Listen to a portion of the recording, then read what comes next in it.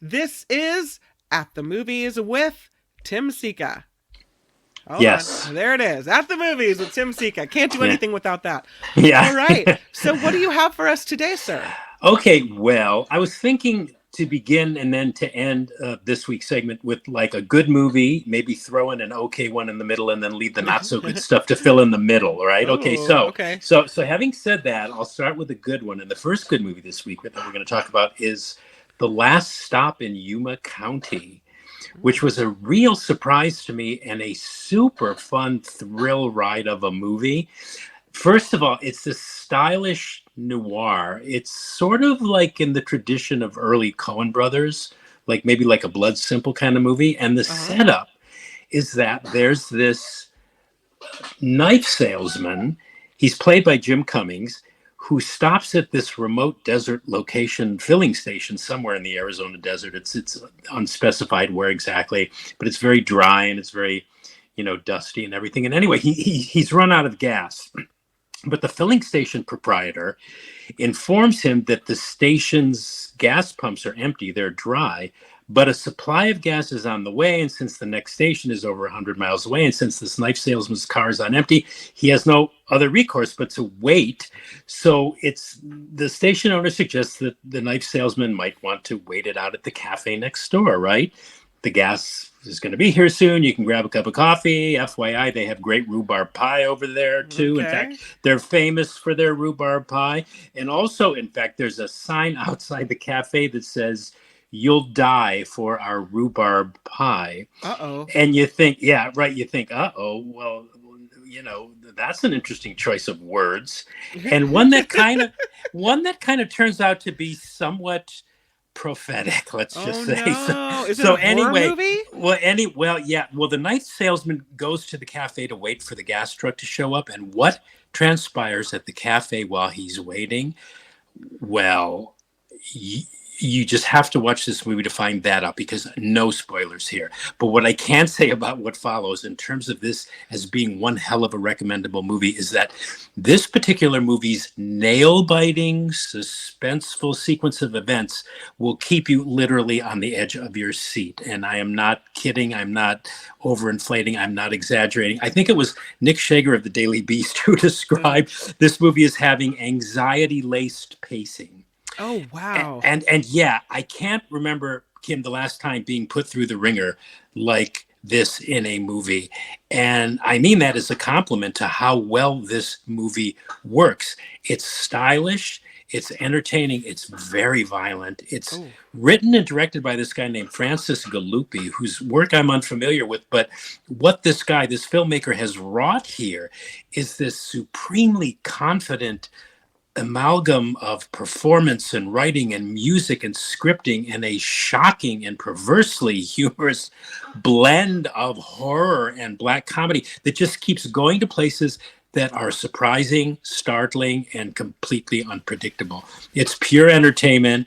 I doubt that there's any deep meaning here, although I guess you could read stuff into it if you wanted to. But I was so jittery through the whole movie. I wasn't even going there. I just was on the edge of my seat. The feeling I had watching it was like, when you're at an amusement park and you decide to ride the monster roller coaster, you Yeah. go up that first hill, slowly up that roller coaster hill, higher and higher, and you're thinking, God, whenever will this get to the top already so I can scream my guts out as it descends from that first big dip? Anyway, that's what I felt like watching this movie, only I just kept going slowly up this steep hill. And it wasn't until the end that I was able to scream, and because I was going down the big hill. Anyway, it's a terrific movie.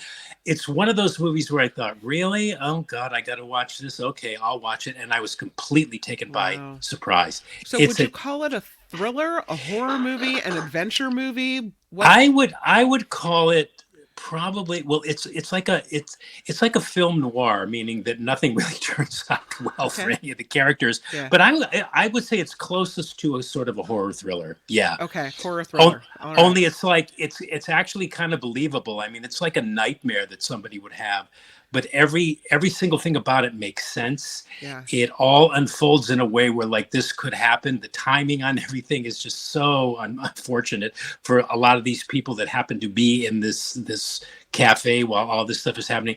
Yeah. It's terrific. I just loved it, and I hope I'm not overselling it, but it's a good movie. It's the first good movie of the week. Is it in the theaters? Yes, it's in theaters, and as of today, I believe it's on VOD. So if you want to buy it, to rent, it's probably, Sure. I don't know what the cost is, but yeah, you can watch it at home too. I happen to see it at home. I can't imagine seeing this in the theater. I'd be screaming I would be screaming my lungs out. It's interesting that the color of rhubarb pie is red. Oh yeah. Have you ever had Yeah. rhubarb pie? Yeah, I have my niece. It's her favorite pie. Loves it. Yeah, it's so funny. One of the characters in the movie says rhubarb. He goes, "That's a vegetable, ain't it?" And the waitress says, "Yeah, it is." And he goes, "No, thanks." Yeah. All right. Anyway, This it's a good one. It's a good one. this next one is Spacey Unmasked. I don't know. Do we want to see Kevin Spacey and all of his weirdness and all the stuff that's been going on with him? Yeah. Well, that's up to the viewer, I guess. Yeah, this is an HBO documentary feature, and I want to say it's about Kevin Spacey, the actor, and it is to a point, but its focus is on it's like eight or it might be 10, I can't remember, 8 or 10 men. And these men were not involved in that recent 2023 trial where Spacey was accused of having allegedly sexually assaulted 4 men, but he was acquitted of all those charges. He was found innocent by a jury of his peers. The 10 men here in this movie have never told their stories before, and here they all are assembled and coming forth for the first time with testimony that spans 5 decades. Wow. Because there's one or two other people that knew him when he was younger, and I think one of the guys was a high school classmate of his, about how Spacey sexually assaulted them. So yeah, where to start with this movie? For starters, Kevin Spacey's older brother Randy is interviewed on camera, and he talks about his and his brother Kevin's upbringing. It's pretty awful stuff. I don't know if you know anything about his past, No. but according to Randy, the father was an actual Nazi party member. He was a monster who held Nazi party meetings at their home and who raped the brother repeatedly and regularly, beat him with a riding crop till he was like unconscious. Oh God. While apparently the mother just sat idly by doing nothing. So it was contended by Kevin's brother Randy in this movie that acting was something Kevin pursued as a way of escaping what was going on in the home because it was so horrible. Kevin was never apparently either sexually assaulted or beaten by his father, but his brother Randy was on a regular basis. Anyway, so yeah, this movie brings up a lot of issues. It's not unassailable as a documentary. I mean, for one, its music score does this. It does this thing. It does way too much editorializing, right? At times, it even comes across like you might be watching a horror movie. Right. And I get why they did it, but they really didn't need to do that. And the film clearly has this agenda, which is okay, because I think it's perfectly fine for a documentary to take a stand on an issue and make a case for its subject. And in my opinion, that agenda here in this movie, the case the filmmakers are submitting for our approval, is that Kevin Spacey is a really damaged soul that, while maybe not engaging in any kind of criminal behavior, his coming on to these men and the way they describe, the way they're accusing him of, is something that needs to be directly addressed. And while maybe that behavior is not criminal, it's nonetheless inappropriate behavior. Some people say it's bad behavior. I think it's bad behavior that's damaging to other people, and it's behavior that needs to be called out and discussed. And I think that's what this movie works best as, like a sort of a conversation starter, a conversation piece. And while Spacey may have been recently acquitted of sexual assault charges in that 2023 London courtroom, the ethical and arguably more moral verdict's still out on this guy. Because I mean, what I see is there's been throughout Spacey's life this pattern that he keeps repeating over and over. If any of these stories are true, and I think they do indeed need to be taken seriously, this pattern of inappropriate behavior of a sexual nature directed at other people. And what's notable about all these accusations is that, I think of Cosby and Weinstein. These accusations are not only being denied by Spacey, but he himself, he's never addressed them that we know of in terms of seeking out, say, professional help. Right.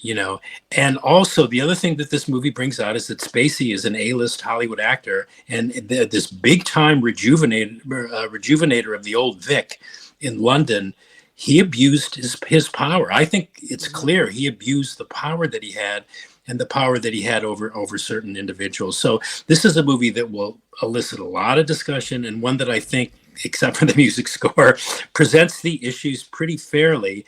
And this movie is not whether about Spacey should be uncanceled. That's a different topic entirely. I know A-list celebrities now are coming out like I was going to say, yeah, but saying, "Hey, bring him back. He's fine. Yeah, he was it." Well, maybe, but that distracts from the points this movie makes about what Kevin Spacey has allegedly done, and which deal directly with this guy's behavior towards his colleagues, and most importantly, to the young people who he should have been mentoring more, and who by and large were fooled by his real intentions, really, which is to, get him in the sack, really. It was kind of a bummer when I found all these things out about Kevin Spacey, because I really liked his work on the screen. Yeah.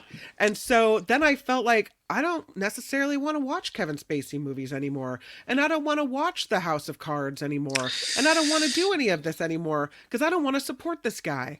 But maybe and this is the age-old question, art versus artist, right? Right. Yeah. Well, it's hard, Kim. It's really hard that once you find out about somebody and what they may or may not have done, well, whatever.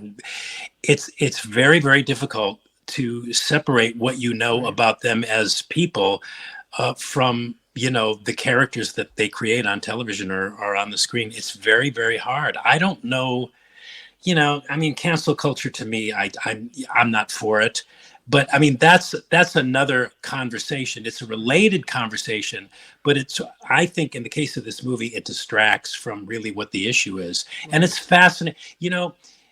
This happens a lot with whenever this is what I found in my life. Whenever anybody takes a real specific stand, and the immediate reaction to that stand is one of defensiveness, and unwillingness to actually address the points that were brought up in the taking of that stand, and a sort of like a defensive rationalization of either why that person is wrong or where they're mistaken or whatever. That, to me, that's telling. It's what's the quote, the Bard quote? Methinks the lady doth protest too much. Right. I think it's significant when people are very, very defensive about, something they may or may have done. Usually that means like, well, maybe, I'm not saying in every case, but I'm saying, well, if you are so certain and are so certain of yourself, why do you find it so necessary to be that defensive? I don't know. Just my opinion on that. But well, I guess it's a look into him and understanding more why all this happens. Why and for me it's sort of like, because I've interacted with Kevin Spacey before. I moderated a Q&A with him, and some of the things I experienced with him in terms of the way, not the physical advances, but some of the things that I experienced with him that are described in this movie, I experienced too, and that's all I'm going to say about that. Wow. I always thought there was something off, always. Okay. And this wasn't just one interaction. It was 1, 2, 3, 4. Like, what is going on here? I mean, what's going on? But that was it. But it's interesting listening to these men talk about certain things that weren't sexual, that were maybe related to what they had experienced, about his behavior and about how he would look at you and how he would react towards you when you were the only person in the room, how he may have reacted towards you if you were in a public situation with him. It's, it all tracks. It tracks. I'm not saying, I don't know what it means. I'm just saying it tracked. And that was interesting for me when I watched this film. And, when I heard about the sexual allegations, I thought, yeah, I wasn't surprised that people Yeah. are saying that. Whether or not it's true, I don't know. I don't know. Well, it doesn't bode well for this next movie that it's kind of in the middle of the pack because it's the one I was actually looking forward to. Well, If I yeah, love John Krasinski, yeah, me you know, too. Yeah, if featuring actor John Krasinski, he wrote and directed this. Krasinski did. He's the author behind that very scary series of Quiet Place movies. Oh my God, that John Krasinski has written and directed this family movie, which is so well intentioned. I'm somewhat loath to diss it, but diss it, I think I'm gonna have to because I don't oh, think it's a very good movie. And I know I'm showing my hand here early this week on a lot of these movies. I know nobody sets out to make a bad movie unless you're an Andy Warhol or Tommy Wiseau or Ed Wood, but good intentions are just that, and they do not necessarily a good movie make. So if, okay, IF is short for, you know what it's short for? no. Imaginary Friends. Oh, okay. Okay. And this is a kid's movie. It's a blend of live action and animation. And it's about this 12-year-old girl whose mother dies of cancer and whose Okay. father, played by John Krasinski, is about to undergo heart surgery. Okay. So there's a little bit of concern, that Mm-hmm. maybe something's going to happen to dad the way something happened to mom. But anyway, Sure. so cut to, in the midst of all this, this little girl, 12-year-old girl, beautifully played, by the way, by Kaylee Fleming.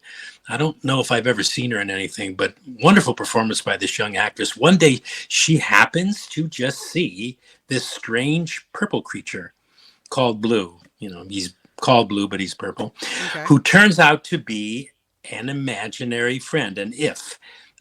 And the if is accompanied by this strange man played by Ryan Reynolds, who it just so happens turns out to be working with a whole bunch of other imaginary friends. Anyway, after discovering that she, the girl, can see these imaginary friends and everybody else's, this young girl goes on this adventure with the Ryan Reynolds character to reconnect ifs that were forgotten with their kids. In other words, their kids stop seeing these Sure. imaginary friends. Okay. I like the idea. Don't you? Yeah. Doesn't it sound neat? Mm-hmm. Well, despite some interesting, like, first ideas, and I say first, quote unquote, because in my opinion, this script needed several rewrites Mm. until they got it right. And they may never have gotten it right because this is just a weird movie. It just sits on the screen. It just lays there. It never ever really comes to life, let alone fully coming to life. I kept giving it the benefit of the doubt, though, until about 1 hour into it. I'm going, why is this movie so bad? Why is it Oh. so dull? It's colorful. It has some good ideas. Why isn't it working? And Kim, too, how family movies, they'll try to incorporate life lessons into their stories for kids Sure. to consider and learn and emulate. Well, Always yeah, the moral of the story. yeah, right. Well, I'm not so sure I agree with the one life lesson that this movie seemed to be proposing, and it's that we should always have imaginary friends. And I'm going, I don't. I think that certainly at one point in one's life, when one grows from child to, say, adult, that this assertion, and they make this assertion in the movie that we should always have imaginary friends, might be construed by some to mean maybe, hey, maybe this person needs to spend amounts of time in a psychiatric ward of a hospital, Right. or maybe in a Yeah. mental institution somewhere. If Krasinski meant something else, or say if he was trying to create a metaphor through that notion of the importance of still having and holding on to our imaginary friends, no matter what your age is, and Right. equating that with meaning that maybe we should never let go of our childlike wonder and our attitude towards our life and our work. Mm-hmm. If that's what he was going for, it doesn't play in the way he does it here. And this notion of all kids needing their imaginary friends, especially when they grow up. And all you got to do if we're depressed, folks, or if we're in a funk about how crappy life is close our eyes and our imaginary friends will all come rushing back. Really? And I'm going, I don't think so. No, rewrite. Anyway, bottom line, I think it's so interesting because I could see this movie working in an alternate universe in some alternate movie or kid universe, and I'm not even sure I know what that means, because it's very consistent. It's very of a piece, and it's clear that Krasinski had this vision and he wanted to present it in such a way. But I just think it's just it. I don't know. It didn't work in this movie universe, and it didn't work in this kid's universe. That's all I could say about it. And I'm again, I don't like to like rally like people that agree with me and say, hey, other people agree with me. It is interesting though that after I saw it and I took my notes and I was thinking about it, I thought, well, did I really miss something? And I looked up a number of reviews, and other critics are saying similar things. Yeah, they're saying similar things, and it's too bad because the imaginary friends are really, really beautifully animated, and they're charming, and but you just don't. I didn't. I mean, you don't go away with any fuzzies, any warm fuzzies. No. You just go, what? Which what? is weird because it's kind of a day and age in which we hear more and more about how lonely people are and how people and are feeling like they need to have more contact and what have you. So it could have like been good, you know? Well, that's kind of what you just said is kind of, it's there. You can, I think it may even be voiced at some point by one of the characters, the grandmother. The grandmother's played by Fiona Shaw, and she's terrific. But that's what he was going for. But boy, I don't think it worked at all. Too bad, because and I love John Krasinski too. You know, he's a fabulous filmmaker. I think he has some good ideas, but I think because he's been so successful at the box office, I think they just gave him carte blanche. And I think it would have been good if he had a room of writers that maybe questioned about, hey, well, what about this? Like if I was in that writing room, I would have said, wait a minute, John, I don't want to be having imaginary friends when I'm, 40 or 50. I think that happens, maybe that might be construed as dementia or something. I don't know. I just didn't think it worked.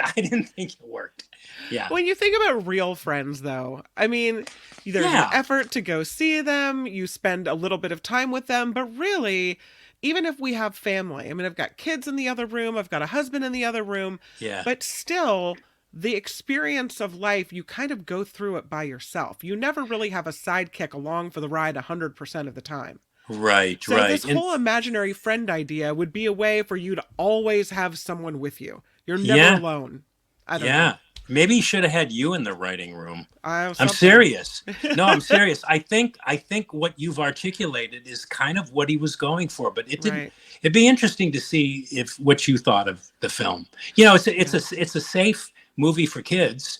Well, here's the thing about kids movies is there's not a lot of them. So if one even that you're saying is bad comes out, kids are probably going to watch it anyway. We're going to see, maybe we won't go to the big movies in the theater, but we'll wait for it to come out, and this will roll on my TV screen. Eventually, and I would, it's interesting because see, I saw it. I think there was like one other person there, so I didn't get any kind of audience gauge. Maybe with a theater full of kids, maybe the kids would have gotten it. Maybe they would have responded to it. So, and again, to call it a bad movie is really not fair. Because it wasn't badly made. It wasn't like, badly produced. It was obviously very deliberately thought out. A lot of effort was put into it. The special effects are terrific. It's shot beautifully. One of Steven Spielberg's cinematographers, I can't remember his name, the guy that was married to Holly Hunter. Anyway, he's the cinematographer, and it's beautifully done. But when it was over, I was like going, what did I see? What? Man. Yeah, anyway. All right, let's move on. We're going to The Strangers, Chapter 1.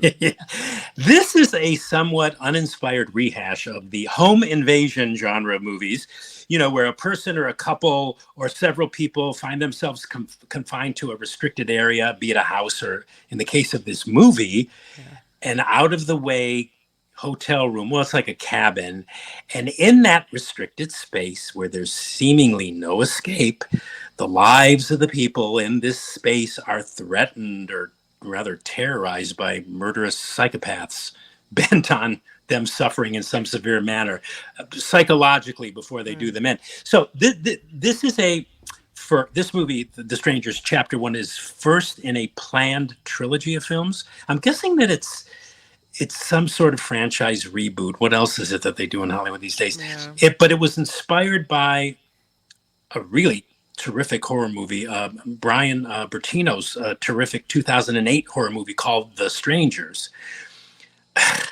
Believe me, no comparison. But this one's about a couple who are celebrating an anniversary, and they find themselves out in the middle of nowhere in Oregon somewhere. I won't recount all the dumb plot machinations that explain how they got there and why. Anyway, they wind up in a cabin and are terrorized there by these masked crazies. This one's directed by Rennie Harlan, who's had some decent movies. He's got some decent movies in his canon. And for me, the problem with it is that the characters, the couple being preyed upon, they're played by Madeline Pesh and Froy Gutierrez. I'm not unfamiliar with their work. I don't know who would name their kid Froy, but anyway, Someone from France, perhaps?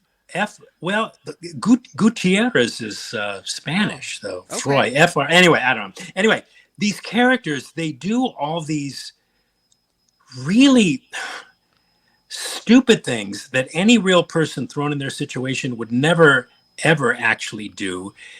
They're clueless, these two, about everything. And everything they do only makes their situation worse. And absolutely none of it is believable. If you think like you're in this life and death situation and you're thinking of what's the worst thing I could do or say, these characters do all of it. So the movie, therefore, can be summed up to me as an artless mess. It shamelessly imitates and arbitrarily throws in every home invasion trope and horror convention without any thought as to how any of that should be put together or make any kind of sense. It's a cheapy ripoff, and I just found it insulting. The filmmakers do make good use of their low budget, though. I must say that the location photography is kind of interesting, and the actual setting is creepy too. It's just that the characters are idiots. Okay. They're idiots. And you're going, honestly, it's a big no. It's the biggest no of the week. At least, if isn't disreputable, but the Strangers Chapter 1 was a mangy insult next to if. Anyway, at least the poster's creepy. Yeah. Well, yeah. The poster looks like, if you're into horror, you might want to see it. And who knows? Horror fans might like it. It gets violent. But I just, and I keep telling myself, don't think about it. Just go with it. But really, when they keep topping their stupidity one scene after another, you go, okay, no. I'll compromise, but I'm not gonna So give this into is this more nonsense. than just never go into the basement. This is yeah. This is never go into the basement. Don't answer that door. When you hear somebody out there heavy breathing, don't look out the window. No. Don't take and then go take a shower. I mean, yeah, whatever. You got it. Yeah. Amy Winehouse, Back to Black. Is this a biopic? Yes. Yeah. I said at the beginning we start and end the movie segment this week with a good movie. And and we began with The Last Stop in Yuma County and are ending with another very good movie called Back to Black, which is a dramatization of the life and music of British singer-songwriter Amy Winehouse. The title, Back to Black, refers to the titular song and Winehouse's second and sadly final studio album, which got universal acclaim from music critics and had huge commercial success as well. It's one of Britain's all-time best-selling albums. And this is her story. And it's a heavy-duty one of an artist with a unique singing style. Do you know Amy Winehouse, Kim? Her music, yeah. Yeah. I know this is an unpopular opinion, but I always took a bit of exception with her as a quote unquote singer. I think she's a brilliant stylist and communicated her songs with electrifying force and dignity, but the quality of her voice sometimes would get on my nerves. The actual vocal sound she produced, I sometimes found a bit grating, and it was particularly annoying too when she would be compared to jazz singers like Sarah Vaughan and Ella Fitzgerald, whose voices were smooth. Mm-hmm. Amy's was edgy and like a sharp knife. And anyway, comparing her to Fitzgerald and Sarah Vaughan, I think misrepresents her actual sound, which to me was more like Billie Holiday. Only Billie Holiday had a more honey-like, smoother tone. Anyway, Mm-hmm. that aside, Winehouse still was a brilliant stylist and musician, and this movie chronicles all of that. In addition to her relationships, which were tumultuous at best, Mm-hmm. aka dysfunctional and codependent. And she was a lady who struggled with a lot of personal demons of drug and alcohol addiction and bulimia. And she, died from alcohol poisoning at the age of 27. Yeah. So this is a very strong film. It's directed by Sam Taylor Johnson, and it boasts this Oscar caliber performance by Marissa Abella in the poster there as Amy Winehouse, who is she's spectacular. If you didn't know any better, you would swear that this woman is channeling the real thing. She Wow. also does her own singing, and she so powerfully evokes and embodies at every turn the person and artistry of this lady and singer and artist who left this world way too soon. Who's the And who is the actress? her Actress? name is Marissa Abella. Okay. Yeah, I've I never heard haven't of looked her. at. Yeah, I think she's done some like Netflix series and stuff. I'm not sure. Okay. This is the first time I'm noticing her. But she dominates the picture. I mean, she's in just about every frame. And Kim, musical biopics are hard to pull off without Mm-hmm. having to adhere too closely to like that standard type template. But the fact that Winehouse died so young, and not meaning to sound morbid here, but the fact that she died at such a young age, it actually might have helped made the telling of her brief life that much easier, in that her life was so compact. It was tumultuous, and it was fiery, and it was full of a lot of ugly stuff. But I think the film succeeds in fully encompassing the essence, certainly of Amy Winehouse, and does so comfortably within the confines of a 2-hour feature film. In a way, her not having lived a life, say, to 60, it just made it easier Mm-hmm. to tell her brief story. So anyway, back to Black. It's a very vivid and indelible cinematic portrait of an artist's life cut short. If She you aimed, if you saw Barbie, she was Teen Talk Barbie. yeah, that's right. She was in Barbie. Mm-hmm. I don't remember Teen Talk Barbie. Do you remember Teen Talk No. Barbie? Mm-mm, no. Yeah. Gee. Yeah. Yeah. I want to say, yeah, we won't get started on Barbie. No. Although I'm mellowing about Barbie. I never knew. Did you see it, Kim? I haven't seen it. No. My daughter saw it twice, Oh, but I haven't seen oh, it. Yeah. yeah. Young girls love that movie. All the young Yeah. girls that I know love that movie. Yeah. But a lot of women my age kind of felt about it the same way I did, but for different reasons. Anyway, Right. yeah. So Winehouse passed away in 2011, and apparently the idea of making a film about her had been kicking around Hollywood for a long time. But now we have this Back to Black, Mm-hmm. and it is a keeper. It's a strong movie, and it's about dark subjects, but it's not one that it's so well made that it engages you in a way where you're not repulsed. You are just sucked into the world of Yeah. this lady, and it's a strong dramatic film. And I don't know why they're releasing it so early, because if it was released later in the year, Marissa Abella would definitely get a Best Actress nomination. She's Would she so not great. because of the time it was released, or Well, it's she still well, considered, right? it's obviously eligible and will be Yeah. considered, but like a lot of films that are released in May and June, by the time we get to the fall and then the studios are really pushing their quote unquote bigger Right. movies, people tend to forget, and so companies have to spend extra amounts of money to remind people that this movie came out in June. But I think she has a good chance because her performance is so good. Wow. And even if the movie sucked, I would recommend it just to see her performance, which is Okay. absolutely brilliant. Yeah. All right. We'll recap it. It's the last stop in Yuma County, and Yeah. you loved it. You said it was a thrill ride. It was a Yeah. violent movie, but Yeah. it was a great movie. You say it's Yeah. worth it. It's Oh worth yeah. the exhaustion you feel at the end of it. Last stop in Yuma County. Spacey Unmasked. You said it was really interesting, and you said you do recommend it. It's worth watching. Yeah. Yeah, I do. Yeah. Yeah. If you said it never really goes anywhere, it just kind of lays on the screen, and you don't recommend it, correct? No, in good conscience, I cannot recommend it. But Okay. don't take my word for it. If anything I said sounds interesting, you may want to check it out. The Strangers, chapter 1, is not believable. You say this movie's no good. Way too Nah, many unbelievable things happen. Not recommended by Tim Sika. Mm-mm.